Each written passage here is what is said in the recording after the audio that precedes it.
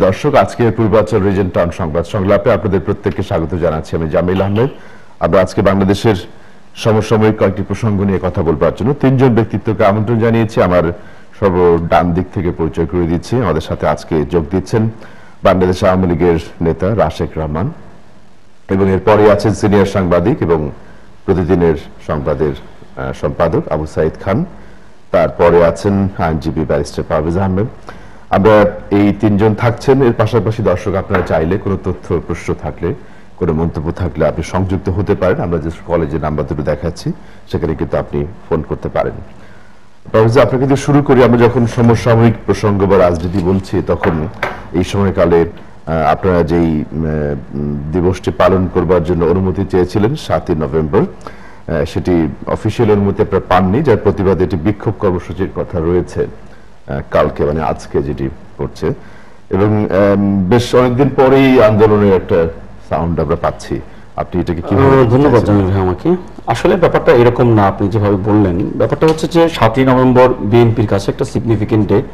বাংলাদেশে যারা জাতীয়তাবাদের রাজনীতি করেন তাদের কাছে এই দিনটাকে তারা গোড়াপত্তন হিসেবে দেখেন আর কি। তো সেই সুবাদে বিএনপি 7ই নভেম্বর বরাবরের মতো পালন করে আসে সবসময়। এবার 7ই নভেম্বর উপলক্ষে বিএনপি থেকে বরাবরের মতোই একটি সমাবেশের অনুমোদন চাওয়া হয়েছিল। বাংলাদেশে 8-10টা সমাবেশের মতো এটা একটা সমাবেশই ছিল, আর নাথিং মোর দ্যান দ্যাট। কিন্তু সরকার বাহাদুররা তারা ভাবলেন যে না, এই ভঙ্গুর গণতন্ত্রের অবস্থায় দেশকে বেশি রকমের এই ধরনের সুযোগ দেওয়া যাবে না বিধায় তারা দলকে দিলেন না, বিএনপিকে এই সম্মেলনটি বা এই সভাটি করতে দেওয়া হলো না। ফলশ্রুতি কি হলো? কিছুই কিন্তু হয়নি। হয়তো বিএনপি চেষ্টা করেছে, সরকার অনুমোদন দেয়নি, কিন্তু সরকার কিন্তু এখানে নিচ থেকে খেলা করেনি। আমরা দেখলাম যে সরকার সম্পূর্ণ জায়গাটি পুলিশকে দিয়ে হ্যান্ডেল করিয়েছে। বিএনপি গতানুগতিক ভাবে বলা হয়েছে যে ডিএমপি থেকে অনুমোদন দেওয়া হচ্ছে না, ডিএমপির কাছে বারবার যাওয়া হচ্ছে, তারা আইনের মারপেজ দেখাচ্ছে। তারা সর্বশেষ আমরা দেখলাম যে তারা 27টি শর্ত সাপেক্ষে 2 ঘন্টার জন্য মতো একটা অনুমোদন দিয়েছিল। সেটা সারা দেশে এই পর্যন্ত জোকস অফ দ্য সেঞ্চুরি হিসেবে আবির্ভূত হয়েছে। যে একটি রাজনৈতিক দলকে যখন পুলিশের থেকে অনুমোদন নেওয়ার পরে পুলিশ যখন বেলা 2টার সময় অনুমোদন দিয়ে 4টার মধ্যে মিটিং শেষ করতে বলে, তখন দেশে বোঝা যায় দেশের গণতন্ত্রটা কোন জায়গায় আছে। এখন এটা হয়তো মানে তর্কের খাতিরে অনেকে হয়তো পাল্টা অনেক কথা বলবে, আর অনেক ধরনের মানে এই জিনিসকে সামনে এনে তারা বলবেন, জাস্টিফাই করার চেষ্টা করবেন যে কেন অনুমোদন দেওয়া হয়নি। কিন্তু সারা দেশে যাদের বিন্দু পরিমাণ যারা সচেতন অন্তত গণতন্ত্র নিয়ে, দেশ নিয়ে, তারা ভাবেন যে এই কাজটি খুব ন্যাক্কারজনক হয়েছে। কারণ এই একটি সমাবেশের মাধ্যমে সরকারের যেমন পতন হতো না, ঠিক তেমনিভাবে বিএনপি কিন্তু ক্ষমতায় চলে আসতো না। মাঝখানে কি হতো? সরকারের বিরুদ্ধে যে দমন, নিপীড়ন, নির্যাতনের যে অভিযোগ আছে, দেশে গণতন্ত্র সংকুচিত হয়েছে যে অভিযোগগুলি আছে, এগুলি হয়তো একটুখানি রিল্যাক্টেন্ট অবস্থায় থাকতো। তো আমরা মনে করি যে সরকার এটা ভুল পথে হাঁটার একটা প্রক্রিয়া, এবং অনেকটা গণতন্ত্রকে উল্টো পথে হাঁটানোর জন্য এটা ষড়যন্ত্র আমি বিশ্বাস করি। এবং আওয়ামী লীগের যারা বন্ধু বান্ধব আছেন তারাও কখনো ভালো চোখে এটা দেখেছেন বলে আমি মনে করি না। কারণ যদিও এখানে সরকারের একটা বড় দায়িত্ব ছিল, কারণ যেহেতু দেশটি সরকার পরিচালনা করেন, রাষ্ট্রটি সবার, আর পুলিশ বাহিনী হচ্ছে সরকারের অন বিহাফ অফ সরকার, তারা সার্ভ করেন। এবং পুলিশের কিন্তু ডিএমপি অ্যাক্টে না, মানে জাস্ট মাইক ব্যবহারে কিছু নীতিমালার কথা বলা আছে, আর সেফটি সিকিউরিটির এনশিওর করার জন্য পুলিশের অনুমোদন নিতে হয়। তো সেক্ষেত্রে পুলিশ যদি নিজেই রাষ্ট্র হয়ে যায়, পুলিশ যদি নিজেই সরকার হয়ে যায়, তাহলে কিন্তু এটা সত্য গণতন্ত্রের জন্য খুব বিপজ্জনক একটা সংকেত বলে মনে করি। আর আরেকটি কথা, আজকে যদি কোনো কারণে বিএনপি ক্ষমতায় আসে এবং একইভাবে পুলিশকে ব্যবহার করে আওয়ামী লীগের মধ্যে একটি দলকে যদি বলা হয় যে বেলা 2টার সময় অনুমোদন দিলাম, 4টার মধ্যে শেষ করবা, আমি জানি না আওয়ামী লীগের কোনো বন্ধু বান্ধব যারা আমাদের আছেন তারা এটা মেনে নেবেন কিনা গণতন্ত্রের স্বার্থে। সো এই জিনিসগুলো একটু আওয়ামী লীগের দেখা উচিত, বোঝা উচিত যে আমরা আসলে কোথায় নিয়ে যাচ্ছি গণতন্ত্রকে। অন্য রাজনৈতিক দলগুলোকে সেই একইভাবে ট্রিট করা হচ্ছে কিনা সেটিকে দেখবার বিষয়। আমরা একটু নিশ্চয়ই শুনবো অন্য আলোচনা। রাশিদ ভাই, আপনি আমরা যখন বিক্ষোভ কর্মসূচির কথা শুনলাম, পাশাপাশি ব্রাহ্মণবাড়িয়ার ঘটনা এবং বেশ কিছু অন্য কিছু বিক্ষোভ প্রতিবাদও চলছে দেশের বিভিন্ন জায়গাতে। আমরা প্রেস ক্লাবের সামনে দেখছি যে ব্রাহ্মণবাড়িয়ার ঘটনা, কিছু সংখ্যালঘু বা গাঢ় নির্যাতনের ঘটনা, এগুলো নিয়ে কিন্তু বেশ আলাপ আলোচনা চলছে। আপনি কি সাঁওতালদের সম্পর্কে এটি হচ্ছে, আপনি যদি একটু সামগ্রিকভাবে শুরু করেন। আপনাকে ধন্যবাদ। প্রথমে আমি এই যে 7ই নভেম্বর যে সমাবেশটি নিয়ে আলাপ শুরু হলো সেখান থেকে আসি। পয়েন্ট ব্ল্যাঙ্ক বাস্তবতা এবং সত্য হচ্ছে বাংলাদেশের পুলিশ বাহিনীর যারা দায়িত্বপ্রাপ্ত ব্যক্তিগণ তারা বিএনপিকে সমাবেশ করার অনুমতি দিয়েছেন। 27টি শর্ত সেখানে ছিল, সেটার কারণটা কি? অকারণত না। আপনি জানেন যে বাংলাদেশে জঙ্গিবাদ মাথাচাড়া দিয়ে ওঠার একটা প্রচেষ্টা প্রতিনিয়ত ধারাবাহিকভাবে চালিয়ে যাচ্ছে। এই যে জঙ্গিবাদকে মোকাবেলা করা এবং তাকে দমন করার যে চ্যালেঞ্জ, সেই চ্যালেঞ্জ বঙ্গবন্ধু কন্যা জননেত্রী শেখ হাসিনা সহ এই সরকারের এবং সরকারি দলের স্বাধীনতা সপক্ষীয় ধর্মনিরপেক্ষ সচেতন ব্যক্তিগণ সকলেই সচেষ্ট আছেন। এই অনন্য উদ্ভূত পরিস্থিতিতে ডিএমপি, ঢাকা মেট্রোপলিটন পুলিশ 27টি শর্ত যে আরোপ করেছেন, আপনি যদি দেখেন এখানে একটি অযৌক্তিক না। তারা বলেছেন যে আপনার সমাবেশে নিজ নেতাকর্মীদের নিরাপত্তা বিধান করার জন্য এই কয়েকটি জিনিস করা প্রয়োজন। একে আমি অযৌক্তিক মনে করছি না। আরো কোনদিন বেশি সময় পেলে 27টি শর্তের প্রত্যেকটির উপর আমরা আলোকপাত করতেই পারি এবং আমি মনে করি সম্মানিত দর্শকরা এটাকে যুক্ত এবং এই শর্তগুলো অন্য রাজনৈতিক দলের ক্ষেত্রে দেওয়া হচ্ছে স্যার, প্রত্যেকটি রাজনৈতিক দলের জন্য দেওয়া হচ্ছে। It's a must. আপনি জানেন কিছুদিন আগে বাংলাদেশ আওয়ামী লীগের 20তম কাউন্সিল হয়ে গেল, কনভেনশন, এত বৃহৎ কনভেনশন। এই 27টি পূরণ করেই বাংলাদেশ আওয়ামী লীগ তার রাজনৈতিক যে 20তম কনভেনশন সেটা পালন করেছে। এর কোনো ব্যত্যয় ঘটেনি। এক। 2 নাম্বার, 2 ঘন্টার জন্য অনুমতি দিয়েছে, এটা ঠিক না, একেবারেই ঠিক না, এটা অসত্য। তবে সে জায়গায় আমি একটু অ্যাড করতে চাই। আপনি যদি একটা সংগ্রামী রাজনৈতিক দল হন, আপনি যদি গণতান্ত্রিক দল হন এবং আপনার সত্যিকার অর্থে জনগণের উপরে যদি আস্থা থেকে থাকে, তাহলে ওই যে অসত্য 2 ঘন্টা, ওই 2 ঘন্টার সুযোগ নিয়ে হলেও আপনি জনসমাবেশ করতেন, আপনার সমাবেশ শুরু করতেন এবং এই তথ্য প্রযুক্তির যুগে এবং 26টি বাংলাদেশি মালিকানা টিভি চ্যানেলের যুগে এবং এতগুলো প্রিন্ট মিডিয়ার যুগে যদি 2 ঘন্টার পরে আপনাকে অকারণে নিষ্পেষণ বা শোষণ বা নির্যাতন করা হতো, সেটা বাংলাদেশের মানুষ দেখতে পারত যে এই সরকার অযাচিত ভাবে চড়াও হচ্ছে এতগুলো লোকের উপরে। অর্থাৎ আমি যেটা বলতে চাচ্ছি, বিএনপির প্রথমত এই সমাবেশ কতটুকু করার ইচ্ছা ছিল আমি জানি না, এবং বিএনপি আমি দৃঢ়ভাবে বিশ্বাস করি জনগণ থেকে বিচ্ছিন্ন বলেই এই 2 ঘন্টাকে একটা উপলক্ষ হিসেবে দাঁড়া করিয়ে তারা এই সমাবেশ করেননি। আর 3 নম্বর, আমি দুঃখের সাথে বলতে চাই, ব্যারিস্টার পারভেজ সাহেব যেটা বলেছেন যে জাতীয়তাবাদের গোড়াপত্তন 7ই নভেম্বর, আমি একটু লজ্জিত।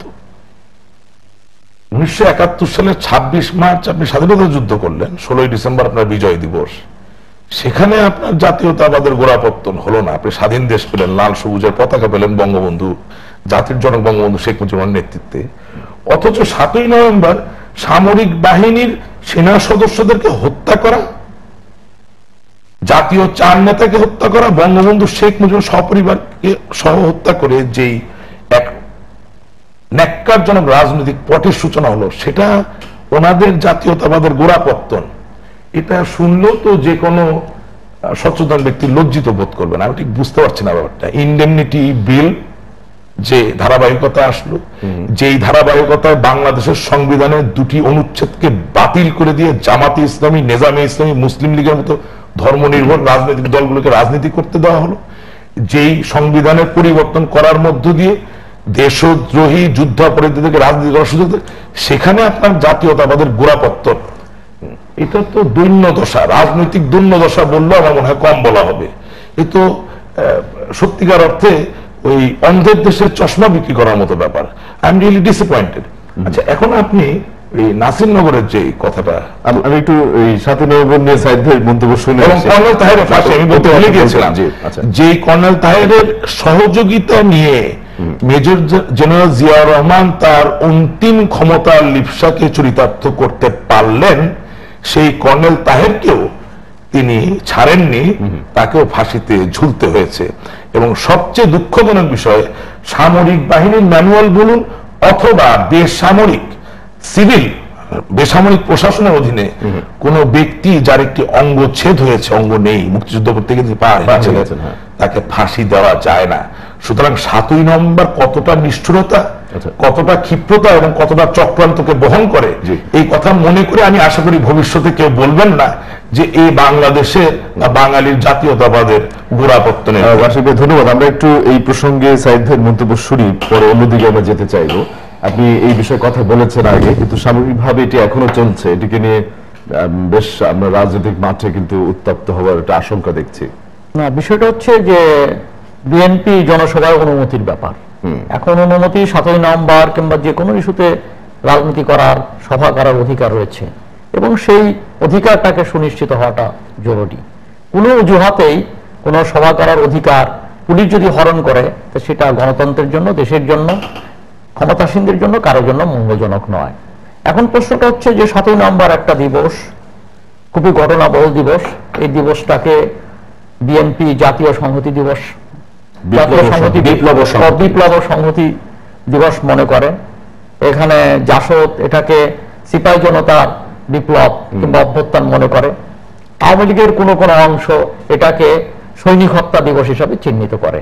এই তো ব্যাপারটা, তাহলে 3 ধরনের মূল্যায়ন কমপক্ষে এটা নিয়ে রয়েছে।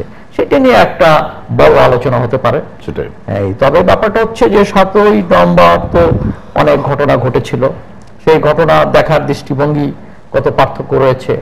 7ই নভেম্বর এর মধ্য দিয়ে জিয়া রহমান মুক্ত হয়েছিলেন এবং সেই মুক্ত করার ক্ষেত্রে কর্নেল তাহের এই অভ্যুত্থানের সূচনা করেছিলেন, তাকে জীবন দিতে হয়েছে। এসব ঘটনাগুলো আমরা জানি এবং এটা নিয়ে বহুত বড় আলোচনার ব্যাপার। এটা নিয়ে কমপক্ষে গোটা বিশেষ বইও বোধহয় লেখা হয়েছে। তো সেটা নিয়ে আমাদের একটা আলোচনা হতে পারে। তবে ব্যাপারটা হচ্ছে 7ই নভেম্বরকে সামনে রেখে সভা করার অধিকার, আমি মনে করি সেটা গণতান্ত্রিক অধিকার এবং সেই অধিকার কোনো ক্রমেই কোনো যুক্তিতেই হরণ করা যায় না। এবং আমরা তো সবাই একটা গণতন্ত্র আবহ চাই এবং দেশে একটা সামনে নির্বাচন ঘোষণা করা, নির্বাচনের কথা বলা হয়েছে এবং নির্বাচনের জন্য অনেক দল প্রস্তুত হচ্ছে। সেই ক্ষেত্রে বিএনপির মতো একটা দল, যে দল নিবন্ধিত দল, তো সেই দলের সভা করা, সমাবেশ করা, সেই অধিকারগুলো থাকা উচিত। বিএনপির কোনো নেতার বিরুদ্ধে কিংবা কোনো সুনির্দিষ্ট অভিযোগ থাকলে সেই অভিযোগগুলো, তার বিরুদ্ধে মামলা হতে পারে, তারা গ্রেপ্তার হতে পারে, সেটা আর একটা প্রসঙ্গ। কিন্তু সেই জন্য কোন যুক্তিতেই এই যুক্তি দিয়ে তাদেরকে সভা করার অধিকার থেকে বঞ্চিত করা যায় না। অবশ্যই আমি একটা প্রশ্ন নিতে চাই সাইদ ভাই, একজন দর্শক অপেক্ষা করছে অনেকক্ষণ থেকে। আছেন কি আপনি আমাদের সাথে? হ্যালো, আসসালামু আলাইকুম স্যার। ওয়ালাইকুম আসসালাম, বলুন। আমি শাহজাহান কবির, বেগমগঞ্জ, নোয়াখালী থেকে। জি শাহজাহান সাহেব বলুন। আমার প্রশ্ন ব্যারিস্টার পারভেজ আহমেদ সাহেবের কাছে, যে আপনারা বিএনপি সবাই নেতা বলতেছেন যে জিয়াউর রহমান 7ই নভেম্বর ক্ষমতায় আসেন, জিয়া রহমান 7ই নভেম্বর ক্ষমতা আছেন, ভালো কথা, কিন্তু উনি কি হিসেবে আসছেন? কি প্রধানমন্ত্রী হয়ে আসছে নাকি প্রেসিডেন্ট? কারণ প্রেসিডেন্ট তো ছিলেন তখন সাহেব, আর জিয়া রহমান ওই দিন তো পুনরায় সেনা প্রধান হয়েছে 4 দিন মন্ত্রী থাকার পরে। না, 7ই নভেম্বর জিয়া রহমান ক্ষমতায় আসে নাই, ক্ষমতায় আসেন মুক্ত হয়েছে, বুঝতে পারেননি হয়তো। আমরা একটু আলোচনায় চলে আসি। আমরা আসলে একটু সেকেন্ড, জি, মেজর জেনারেল জিয়াউর রহমান 7ই নভেম্বরে ক্ষমতায় আসেননি কথাটা ঠিক না। উনি ইন্ট্রিনসিক ভাবে ক্ষমতায় এসেছেন। আচ্ছা, রক্তপাতের যে চর্চা, সেখানে সবসময় নিপতির সিংহাসন দখল করে দেখিয়ে ক্ষমতায় আসতে হয় না। আচ্ছা, নিপতি তার লাঠির জোরে বা তার বন্দুক বা তার গুলির জোরেই ক্ষমতায় আসে, এটা বোধহয় বোঝার। আচ্ছা, খুব সংক্ষেপে বললাম, অন্যদিকে যেতে চাই। আসলে কিছু না, এটা হলো সত্যের অপলাপ, একটা মিথ্যা ভাষণ। দর্শক বোধহয় বুঝতে পারেননি উনি কি বলতে চেয়েছেন। আমি ওনাকে একটু বিনয়ের সহিত বলছি, আমরা যদি ইতিহাসের অনেক, সাইদ ভাই বলেছেন কমপক্ষে 20টা বই লেখা হয়েছে, সেখানে কোনো বইয়ের একটা লাইনের মধ্যে লেখা নেই জিয়াউর রহমান 7ই নভেম্বর ক্ষমতায় এসছে। 7ই নভেম্বর জিয়াউর রহমান মুক্ত হয়েছিলেন বন্দিদশা থেকে। সুতরাং জিয়াউর রহমান 7ই নভেম্বর মুক্ত হয়ে থাকেন। সুতরাং আশিক ভাই এতক্ষণ যেটা বললেন, এই হত্যা টত্যার যে কথাগুলো আসছে, সে সঙ্গে জিয়াউর রহমানের কোনো সম্পর্ক বোঝা যায় না। একজন লোক বন্দী ব্যক্তির ক্ষেত্রে এটা প্রযোজ্য হতে পারে না, শৃঙ্খলিত একজন ব্যক্তির ক্ষেত্রে। একটা 10 সেকেন্ড এটা কথা বলে দিই, সেটা হচ্ছে যে বিএনপি 7ই নভেম্বর পালন করে বিপ্লব ও সংহতি দিবস, এবং এই ব্যাপারে অন্য দলের অবস্থান ভিন্ন হতে পারে। বিএনপি বিনয়ের সহিত তাদের সেটাকে শ্রদ্ধা জানায়, বাট বিএনপি যে আদর্শ 7ই নভেম্বর বিপ্লব ও সংহতি পালন করে আসছে, এখন পর্যন্ত বিএনপি সেই পন্থাতে আছে। আর 7ই নভেম্বর নিয়ে যে মিটিংটা যে কথাটা ছিল, সেটা আসলে আমরা সবাই না বুঝে অনেকে বলার চেষ্টা করছি। 7ই নভেম্বর মিটিং চেয়েছিল বিএনপি সোহরাওয়ার্দী উদ্যান অথবা নয়াপল্টনে পার্টি অফিসের সামনে। পুলিশ এটা 7ই নভেম্বরে অনুমোদন দিল দুপুর 2টার সময় ইঞ্জিনিয়ার্স স্টুডেন্ট ভিতরে, যেটা বিএনপি চায়নি, নাম্বার 1।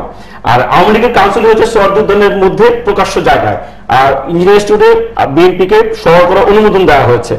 এবং নট অনলি দ্যাট, সেই বডি শিফট করে বিএনপি সেটাকে 13ই নভেম্বরের জন্য আবেদন করেছিল। আবার সেটা 13ই নভেম্বর তো 7ই নভেম্বর সংশ্লিষ্ট না। 13 নভেম্বর কিন্তু বিএনপিকে অনুমোদন দেওয়া হয়নি। সুতরাং ওই যে আশীর্বাদ বললেন যে 2 ঘন্টার জন্য, 2 ঘন্টা কেন, আমরা 7 দিন আগে বলছি যে আমাদের 13 তারিখে অনুমোদন দেওয়া হোক, 7 তারিখে পাওয়া যায়নি বলে। সুতরাং এটাতে যে একটা হিপোক্রেসি, একটা মানে ভঙ্গুর গণতন্ত্রের একটা চর্চা, এবং এটা কিন্তু আর কোনো মানে দ্বিধাদ্বন্দ্বের কোনো অনেক কথা বলতে পারবো।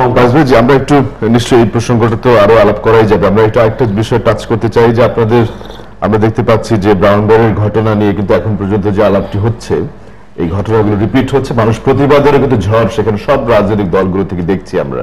দেখুন, ব্রাহ্মণবাড়িয়া নাসিরনগরে যে ঘটনা, সাঁওতালপল্লীতে যে আক্রমণ এবং যে গারো ইসের যে যাকে রেপ করা হলো, এগুলো সবই একই জায়গার ঘটনা, একই হচ্ছে মানে থেকে সূত্রপাত, একই জায়গার একই সরকার যে ক্ষমতায় আছে তাদেরই এটা বিচ্ছুরণ, আর কিছুই না। এখন কথা হচ্ছে আমরা আপনি ওদের বলতে পারেন সরকার কি বলে দিচ্ছে কিনা কাউকে, না, সরকার কাউকে বলে দেয় না এই অপরাধ করার জন্য। সরকারের দায়িত্ব হচ্ছে নাগরিকের নিরাপত্তার বিধান করা। এখন যখন আমরা নাসিরনগরে ঘটনা দেখলাম, ঘটনা ঘটার আবার 3 দিনের মাথায় আবার র্যাব পুলিশের সম্মুখে আবার আক্রমণ হলো। আপনি বলুন, যেখানে বাংলাদেশের আওয়ামী লীগের মতো একটি দল যারা মুক্তিযুদ্ধের চেতনায় শুধু উজ্জীবিত না, সবচাইতে উচ্চ কণ্ঠ দ্বারা দাবি করে, সেই দলের ক্ষমতায় আছে, সংখ্যালঘুরা বারংবার আক্রমণের শিকার হচ্ছে এবং তারা সমস্ত দায় চাপাচ্ছে বিরোধী দলের উপরে, দায় চাপাচ্ছে, বলছে যে জঙ্গিরা করেছে। কিন্তু কথা হচ্ছে যে যেখানে সরকার ক্ষমতায় আছে, সেই সরকার থাকা অবস্থায় যখন বারবার একই ঘটনার অবতারণা রিপিটেশন হতে থাকে, তখন আমাদের কাছে সরকারের এই কথাগুলিকে আসলে মানে জাস্ট বাকি বাদ ছাড়া কিছু মনে হয় না, এবং এটা একটা মানে নোংরা রাজনীতি, আরেকজনের উপর দোষ চাপানো। আমরা এখন পর্যন্ত নাসিরনগরের ঘটনায় সুষ্ঠুভাবে আমরা যত পত্রিকায় পড়েছি, এখানে লোকাল 2জন এমপি হচ্ছে এখানে গৃহ বিভাগ, মানে সাইদুল হক আর একজন হচ্ছেন ওখানে যারা আছেন মুক্তাদির সাহেব নাকি, আমরা পত্রিকা যা দেখেছি, তাদের নিজেদের মধ্যে সংঘর্ষের সূত্রপাত হচ্ছে এই হিন্দুদের আক্রমণের ঘটনা সংখ্যালঘুদের উপরে। সো এখানে অন্য জায়গায় চাপানোর কোনো সুযোগ আমার আছে বলে মনে করছি না। এখানে আমরা খুব যারা সংখ্যালঘু সম্প্রদায় যারা এখানে আক্রমণের শিকার হয়েছেন, তারা খুব স্পষ্ট করে বলেছেন যারা কারা এখানে অপরাধী, কারা কি করেছেন। সো তারপরে সরকার কিন্তু তাদের কাউকে গ্রেফতার করছে না, এই ব্যাপারে কাউকে কোনো দেখছি না, বরং বিরোধী নেতাকর্মীকে গ্রেফতার করার জন্য সরকার এখানে সজাগ রয়েছে। এবং আমরা সাঁওতালপল্লীতে যে আক্রমণের ঘটনা দেখলাম, সেখানে কিন্তু একই, তারা বারবার বিরোধী দলের উপরে যেই গোষ্ঠী বা যে সরকারের যেই লোকরা আক্রমণ করছে, সংখ্যালঘুদের উপরে একই চরিত্রের লোকরা কিন্তু আক্রমণ করছে, বিচ্ছিন্ন কোনো ঘটনা নাই কিন্তু এখানে। সুতরাং বোঝা যাচ্ছে যাদের হাতে গণতন্ত্র আজকে এই অবস্থা হয়েছে, তাদের হাতে সংখ্যালঘু নিয়োজিত হচ্ছে, মানে ও একই প্ল্যাটফর্ম থেকে রিপিটেডলি একই ঘটনা ঘটিয়ে যাওয়া যাচ্ছে। এখন আপনি এটাকে ঢাকার জন্য আপনি হয়তো অন্যদিকে না দিকে হাত পা ছুড়বেন, কিন্তু আলটিমেটলি জনগণ কিন্তু বুঝতেছে যে সরকার ক্ষমতায় আছে, সরকার সেই ব্যবস্থা ক্ষেত্রে। জি, ধন্যবাদ পারভেজ ভাই। রাশিদ, আপনি নিশ্চয়ই ঘটনাগুলো ফলো করেছেন এবং অন্য গণমাধ্যমে কথা বলেছেন এটি নিয়ে, আপনি কিভাবে দেখেন এই ঘটনাটিকে? প্রথমে হচ্ছে যে তথ্য প্রযুক্তির এই যুগে আপনি যদি youtube.com যান, তাহলে কর্নেল ফারুক রশিদের যে অকপট স্বীকারোক্তি বঙ্গবন্ধুকে হত্যাকাণ্ড করার ব্যাপারে, সেখান থেকে আপনি মেজর জেনারেল জিয়াউর রহমানের বঙ্গবন্ধু হত্যাকাণ্ডের সাথে তার কি সম্পর্ক ছিল এটা পরিষ্কার হয়ে যাবে। এটা আমার নিজের মুখে বলার দরকার নেই। বাংলাদেশে এখন মোটামুটি প্রত্যেকটি সচ্ছল ব্যক্তির হাতে মোবাইল ফোন আছে, ইন্টারনেট প্রযুক্তিও আছে। youtube.com গিয়ে কর্নেল ফারুক রশিদ লেখলে খুব সহজেই অকপট স্বীকারোক্তি পাওয়া যাবে, যেখানে মেজর জেনারেল জিয়াউর রহমান যে একজন খুনি ছিলেন, চক্রান্তকারী ছিলেন এবং বাংলাদেশের গণতান্ত্রিক অভিযাত্রার হত্যাকারী ছিলেন, এটা প্রতীয়মান হবে, পরিষ্কার হবে। এবং একই ধারাবাহিকতায় জাতীয় 4 নেতাকে অন্তরীণ করা 23 আগস্ট এবং পরবর্তীতে তাদের প্রাণ দেওয়া, এটাও পরিষ্কার হয়ে আসবে। 20টি বই 7ই নভেম্বরকে নিয়ে যেমন লেখা হয়েছে, ঠিক একইভাবে বাংলাদেশের রক্তপাতের যে ইতিহাস, ব্রাহ্মণবাড়ির ঘটনা আমি আসছি না, কিন্তু বলতে হবে, উনি বললে আমাকে আই হ্যাভ টু রেফিউট, উনি না বললে কোনো কথা ছিল না।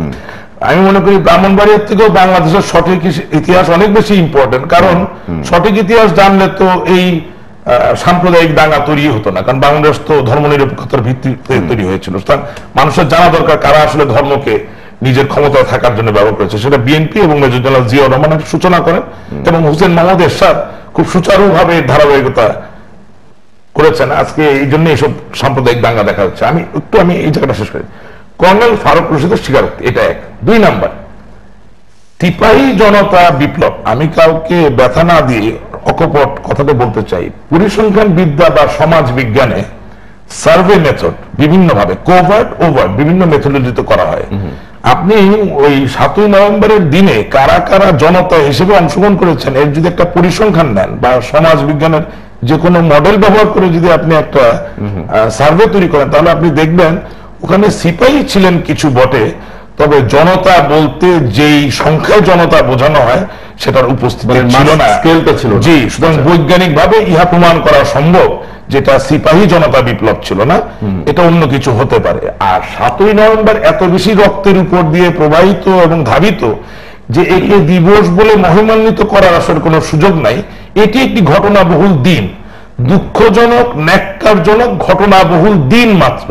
সুতরাং একে মহৎ রূপ দেওয়াটা বোধহয় জাতি এবং দেশের প্রতি বড্ড অন্যায় করা হবে।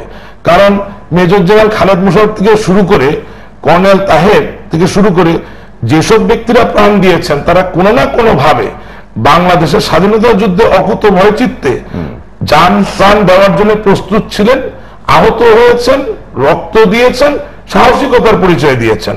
সুতরাং একে তাদের হত্যাকাণ্ডের সাথে সম্পর্কিত একটি দিন, তাদেরকে হত্যা করার দিন, তাকে আমি দিবস বলে মিলাদ মাহফিল করার মতো একটি দিনে পরিণত করতে চাই না, আমি দুঃখিত।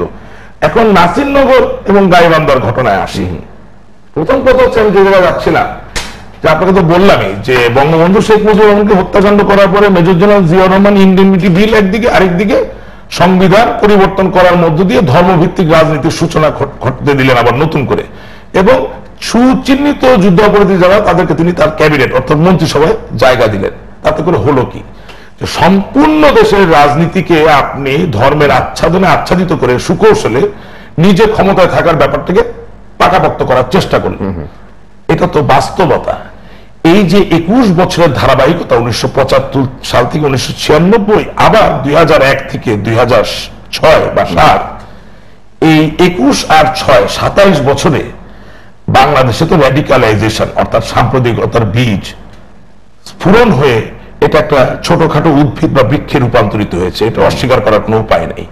এবং এই বিষ বৃক্ষের ছায়ায় বিএনপির অনেকে যেমন আছেন, জামাতের যেমন অনেকে আছেন, হয়তো বা আওয়ামী লীগেরও অনেকে থাকতে পারেন।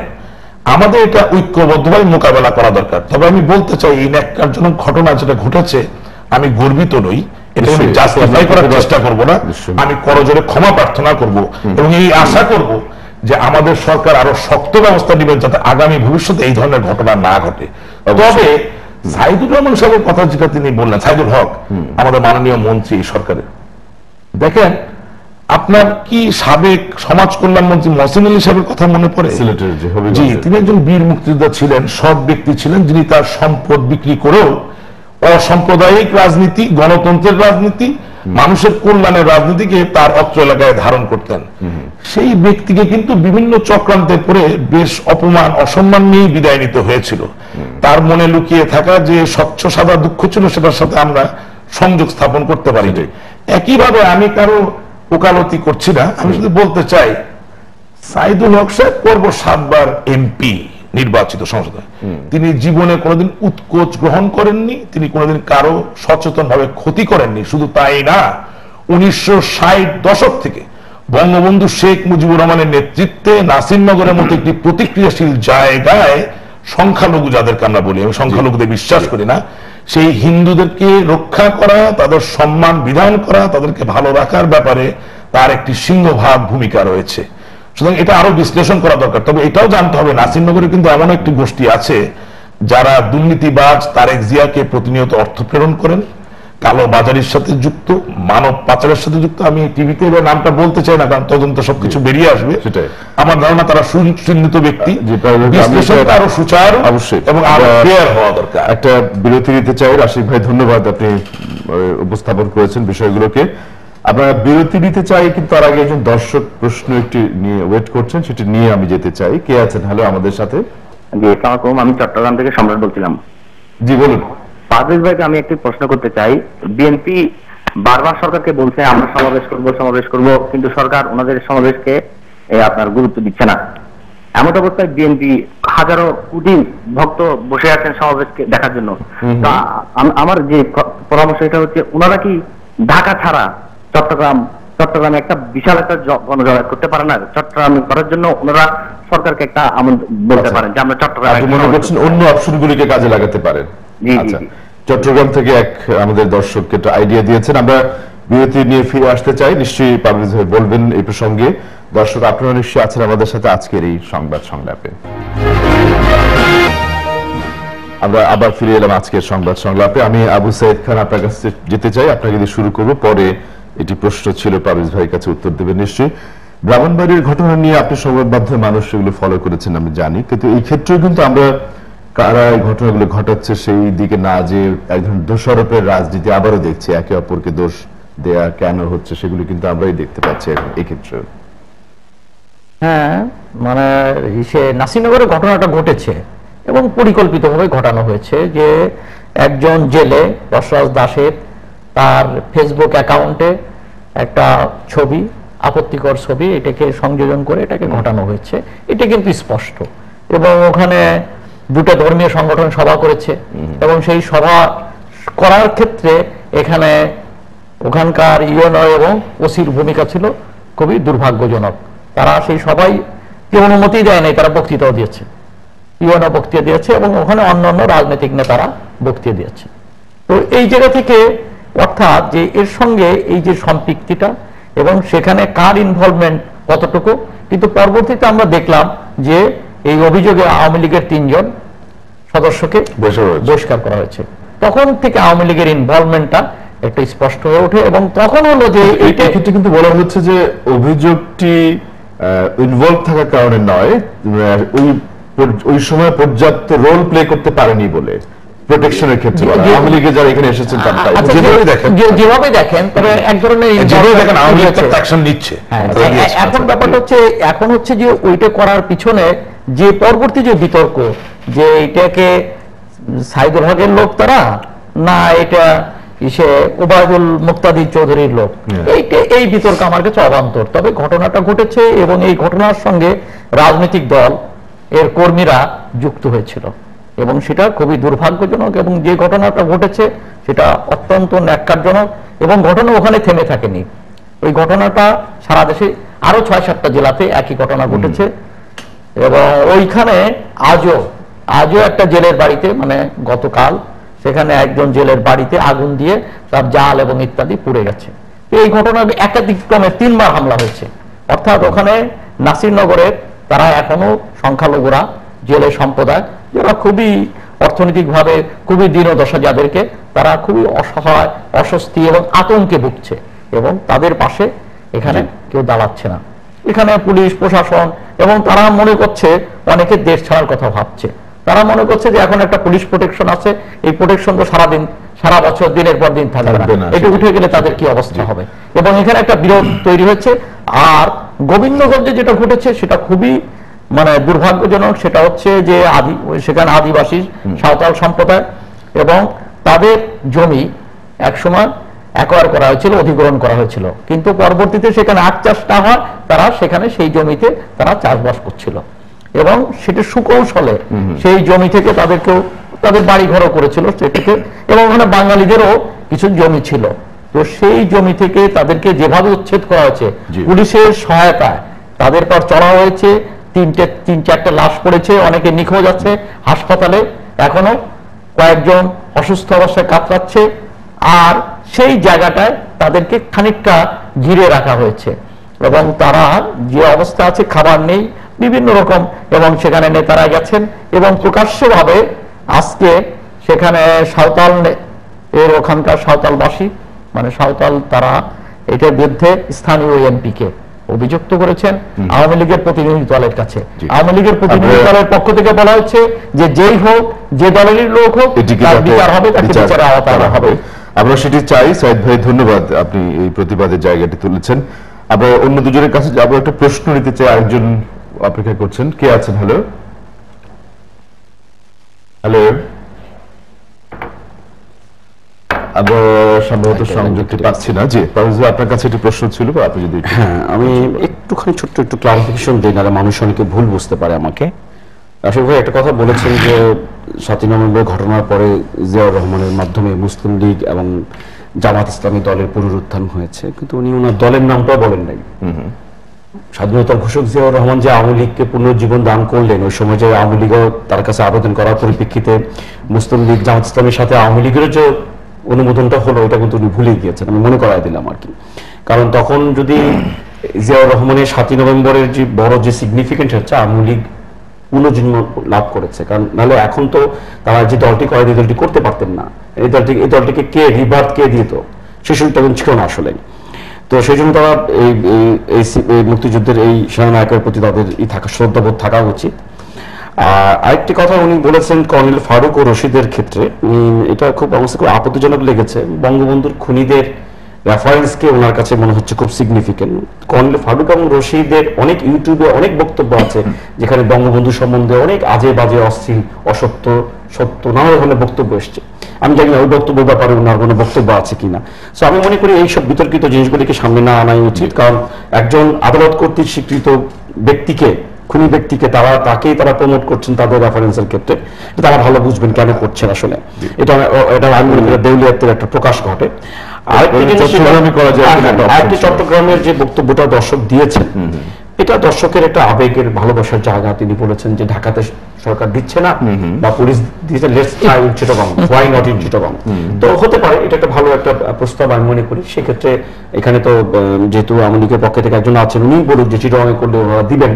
তো সেটার জন্য আর কি অজুহাত আছে সেটাও, কারণ আমরা সিএনপি বলতে পারবে, হ্যাঁ সিএনপি বলতে পারবে, 27টি অনুমোদন দিয়েছিলেন, সর্বশেষ আরেকটু দিয়েছিলেন, 28টি দিয়েছিলেন। তো এখন সর্বশেষ আরো কয়েকটি যে শর্তে দাঁড়ায়। আর এরকম শর্তের ঘটনা বিএনপির মিটিং এর আগে বাংলাদেশের কোন রাজনৈতিক দলের ক্ষেত্রে প্রযোজ্য হয়েছে কিনা উনি বলেছেন আওয়ামী লীগের সম্মুখীন হয়েছে।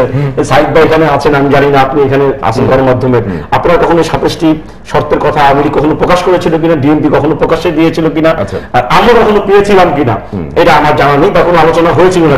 হয়তো হতে পারে ভিতরে ভিতরে আমাদের কথা বলে থাকে, সেটা ভিন্ন কথা। আরেকটি কথা যেটা খুবই আমার কাছে মনে হচ্ছে শেষের দিকে শেষ করে দিচ্ছি, সেটা হচ্ছে যে আসলে দেখুন সর্বশেষ যাই আমরা বলছি, এই যে নাসিরনগরের কথা বলছি, গোবিন্দগঞ্জের কথা বলছি, এটা কিন্তু বাংলাদেশের মানচিত্রের মধ্যেই ঘটনা। ওখানে সাঁওতাল সম্প্রদায়, ওখানে সংখ্যালঘু সম্প্রদায়, এরা কিন্তু বাংলাদেশের নাগরিক। সুতরাং এই যে এদেরকে এইভাবে নিষ্পেষিত করা হচ্ছে, আওয়ামী লীগের প্রতিনিধি দল গিয়েছিল, তারা বলছে অপরাধী যে দলেরই হোক, যে দলের হওয়ার তো কোনো সুযোগ নেই, দেশ চালাচ্ছে সরকার, যারা এখানে ভিকটিম তারা পরিষ্কার ভাষায় বলেছে লোকাল এমপি কাজ করেছে। আর তখনই আবার প্রতিনিধি দল বলছে অপরাধী যে দলের হওয়ার কোনো সুযোগ নেই। এই কারণেই যারা এখানে ভিকটিম তারা খুব ক্লিয়ারলি বলে দিয়েছেন যে কারা এই ঘটনাটি ঘটিয়েছে, কাদের ইন্ধনে ঘটিয়েছে, কাদের সাহসে প্রকাশে ঘটনাটি ঘটেছে। সুতরাং এখানে আমরা কোনো তড়িৎ অ্যাকশন দেখছি না, কারণ নাসিরনগর ঘটনার ক্ষেত্রে এখন পর্যন্ত কোনো অ্যাকশন নেই, কোনো অবস্থা নেই। এই জিনিসগুলি খুব ক্লারিফাই হওয়া উচিত। আরেকটি কথা, একেবারে শেষ প্রান্ত, সময় যেহেতু নেই, আমরা মনে করি এত কিছুর পরও, সীমাবদ্ধতার পরও এই ভঙ্গুর গণতন্ত্র একদিন উঠে দাঁড়াবে। উন্নয়নের মহাসড়কে হয়তো গণতন্ত্রের মুখ থুবড়ে পড়ে আছে, আমরা আশা করি যে অচিরেই হয়তো গণতন্ত্র একদিন সুস্থ সবল ভাবে তার আসল নিয়ে চলে আসবে। নিশ্চয়ই আমরা চাই রাশিদ ভাই শেষের দিকে আমরা প্রথম কথা হচ্ছে যে আমরা আইনের শাসন চাই, যাতে নাসিরনগরের মতো ঘটনা না হয়। কারণ আমরা তো একটা ডাইকটমির ভিতরে আছি। আপনি গাইবান্ধায় আমি সাঁওতালদের উপরে যে শোষণ হয়েছে বা নিষ্পেষণ, সেটাকে সাপোর্ট করছি না। আমি যেটা বলতে চাচ্ছি যে ওখানকার যে সুগার মিলের জন্য সরকার অধিগ্রহণ করলেন, এই জায়গাটা অধিগ্রহণ আইন হচ্ছে, যদি আপনি অধিগ্রহণ করে যেই কারণে অধিগ্রহণ করেছেন সেখানে ব্যবহার না করেন, তাহলে জায়গাটি তাদেরকে ফেরত দিতে হবে, অর্থাৎ একটি প্রক্রিয়ার মধ্যে দিয়ে হবে। প্রশ্ন থেকে যে এই অধিগ্রহণ করা যে জমি, এই জমিকে ফেরত পাওয়ার জন্য কি কেউ আইনগত প্রক্রিয়ার সহায়তার দ্বারস্থ হয়েছিলেন? এই প্রশ্নের উত্তর 2।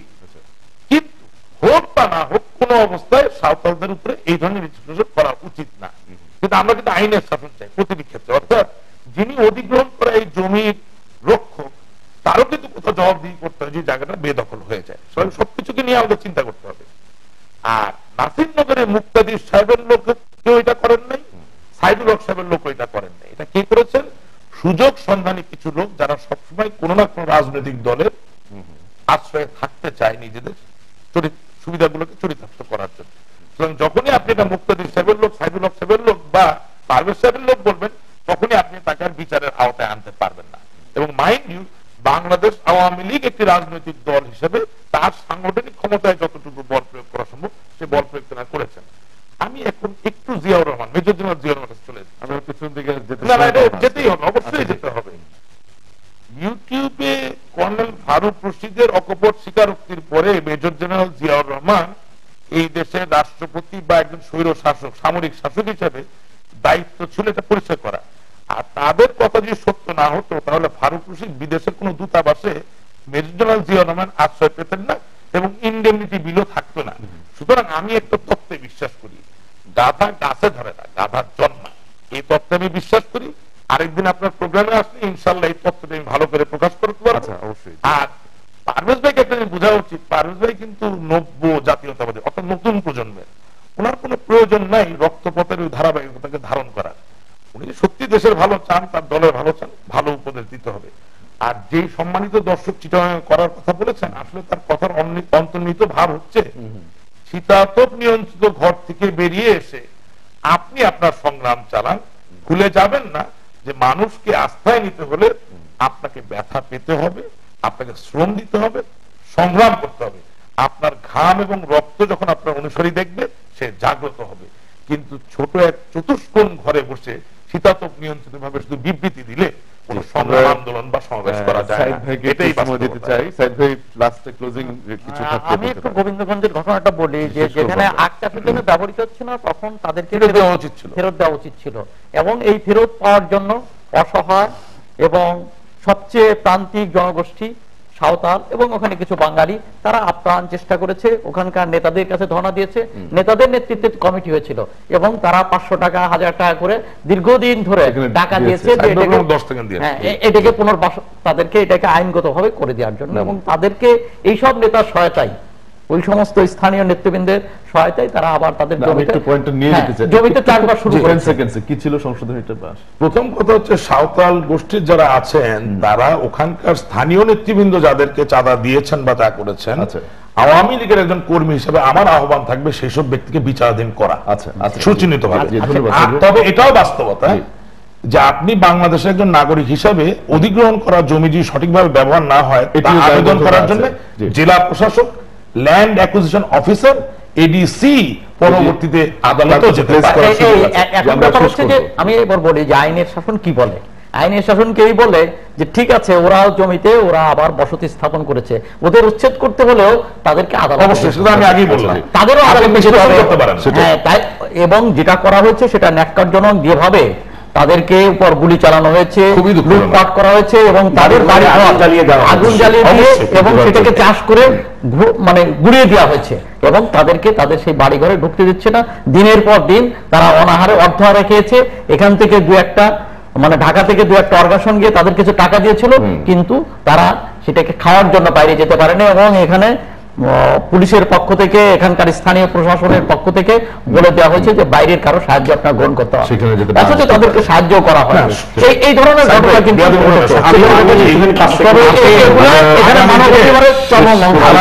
প্রবৃদ্ধি এবং উন্নয়নের বাংলাদেশ যদি সত্যি প্রতিষ্ঠিত করতে চান, তাহলে এই যে দুটি ঘটনা ঘটেছে নাসিরনগরে এবং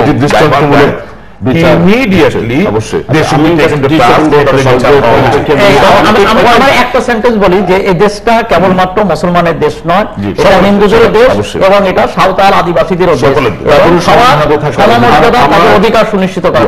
আমার কথাটি এই একই কথা আসে পড়ে, সেটা হচ্ছে একই যেটা শব্দ, সেটা হচ্ছে যে আজকে গণতন্ত্র যেমন এই বাংলাদেশ আওয়ামী লীগের হাতে অনিরাপদ হয়ে গিয়েছে, আমরা চাই এই সাঁওতাল সংখ্যালঘু সবার অংশগ্রহণে সত্যিকার বাংলাদেশ আপনাদের তিনজনকে ধন্যবাদ জানাবো, রাশেক রহমান, ব্যারিস্টার পারভেজ আহমেদ এবং আবু সাইদ খান, আজকে বুদ্ধির প্রয়োজন আলোচনা এসে যোগ দেওয়ার জন্য। আমরা আগামীতে আবারও নিশ্চয়ই আলাপ করবো, রাশেক ভাই এবং অন্য তিনজন। দর্শক আপনারা নিশ্চয়ই আমাদের সাথে আজকে ছিলেন, আগামীতেও থাকবেন। আমরা অন্য কোনো বিষয়ে আবারও কথা বলবো। আপনারা ভালো থাকবেন এই আশাবাদ জানিয়ে আজকে এখানে শেষ করছি।